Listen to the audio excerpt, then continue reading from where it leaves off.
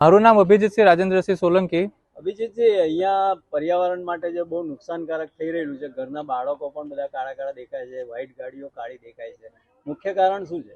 મુખ્ય કારણ અહીંયા નજીકમાં જે આવેલી કંપનીઓ છે, ખાસ કરીને JMT, એ સિવાય નેમિલોન કરીને છે, એવી આ બે તો ખાલી અત્યારે નામ છે, બાકી એ સિવાય એવી ઘણી બધી કંપનીઓ છે કે જે આના માટે સૌથી વધારે કારણભૂત છે।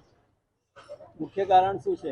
મુખ્ય કારણ એ જ છે કે જે રીતે જે JPCB ના નિયમ છે અથવા CPCB ના પણ જે પ્રમાણે નિયમો છે કે તમારો કોઈ પણ જાતનો તમારો જે આડ પેદાશ હોય અથવા જે તમારી બાય પ્રોડક્ટ હોય કોઈ પણ કંપનીમાંથી એનો પ્રોપર તરીકામાં અથવા પ્રોપર રીતે એનો નિકાલ થવો જોઈએ। જે પ્રમાણે એના કાયદા કાનૂન છે એ પ્રમાણે એનો નિકાલ થવો જોઈએ, એ પ્રમાણે એનો નિકાલ થતો નથી। એની જગ્યાએ એને ગમે તે રીતે બાળીને હવામાં છોડી દેવામાં આવે છે અને પવનના થ્રુ એ સીધા અમારા ઘર સુધી અથવા દરેક જણના શ્વાસમાં જાય છે એ વસ્તુ, જેનું તમે અત્યારે આપણે ભારત સરકાર તરફથી જે આપણા માટે જે એક એર ક્વોલિટી ઇન્ડેક્સ જે જાહેર કરવામાં આવ્યો છે, તમે તમારા પર્ટિક્યુલર લોકેશનના હિસાબે તમને તમારી હવાની ગુણવત્તા તમે જાણી શકો, એમાં તમે જોવ તો તમારી એ વસ્તુ સેવેરની નીચે આવતી જ નથી।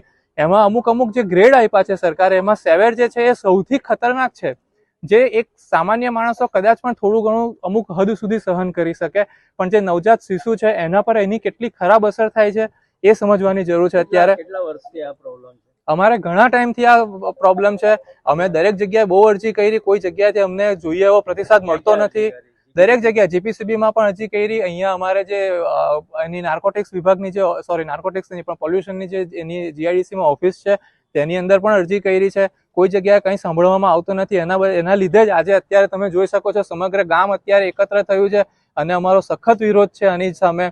ઇવન ઘણી કંપનીઓ એવી પણ છે કે જે લોકો પોતાનું ગંદુ દૂષિત પાણી એને પ્રોસેસ કરીને કોઈ પણ નાળામાં કે અથવા કોઈ પણ જગ્યાએ છોડવાનું હોય, જેને આપણે સુએજ પ્લાન્ટ અત્યારે બનાવ્યા છે, સરકાર આટલી મહેનત કરે છે, તે સુદ્ધા કરવા તૈયાર નથી। એ લોકો જમીનની અંદર બોર કરીને ગંદુ પાણી જમીનમાં ઉતારે છે। હવે તમે વિચાર કરો કે માણસ જ્યારે બોરિંગનું પાણી પી છે, એની અંદર કયું પાણી પી છે માણસ?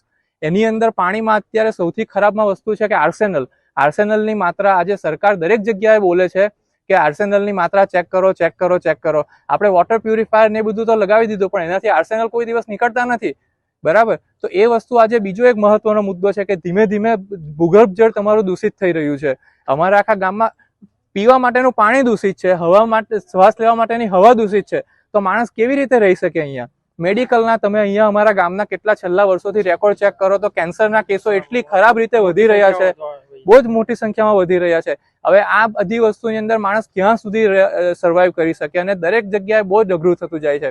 આ મહિલાઓ તરફથી દરેક ઘરમાં દરેક મહિલાઓ તરફથી કમ્પ્લેન આવે છે કે દિવસમાં 2 વાર કચરા પોતા કરવામાં આવે તો પણ એ જે કાળાશ આવે છે એ જતી જ નથી। એક જ કલાકની અંદર હતું તેવું ને તેવું થઈ જાય છે પાછું, ગમે એટલું સાફ કરવામાં આવ્યું હોય તે છતાં પણ। એ જ વસ્તુ તમે વિચારો કે આજે સ્વાસ્થ્યને તમારા દરેક વસ્તુની અંદર નુકસાન કરે છે। આજે ડેવલપમેન્ટ જરૂરી છે, પણ ડેવલપમેન્ટ એટ વોટ કોસ્ટ, જે કહે ને ઇંગ્લિશની અંદર। હવે તમે જો એક માણસનો જીવ લઈને એના બદલામાં ડેવલપમેન્ટ થતું હોય તો ડેવલપમેન્ટનો કોઈ મતલબ નથી। શું છે આગલા પગલા? શું છે આગલા પગલા ફેક્ટરી ઉપર ગઈને અમે દરેક જગ્યાએ ગઈને આંદોલન કરવાનો, વિરોધ કરવાનો પૂરેપૂરો અમારો દ્રઢ નિશ્ચય છે। અને તમારા થકી અમે બીજા પણ જાહેર જનતાઓને સમજાવવા માંગીએ છીએ, માહિતગાર કરવા માંગીએ છીએ કે જે આ નુકસાનકારક વસ્તુ છે એને થતી જલ્દીમાં જલ્દી અટકાવો ને બની શકે એટલો સહયોગ પ્રદાન કરો અમને।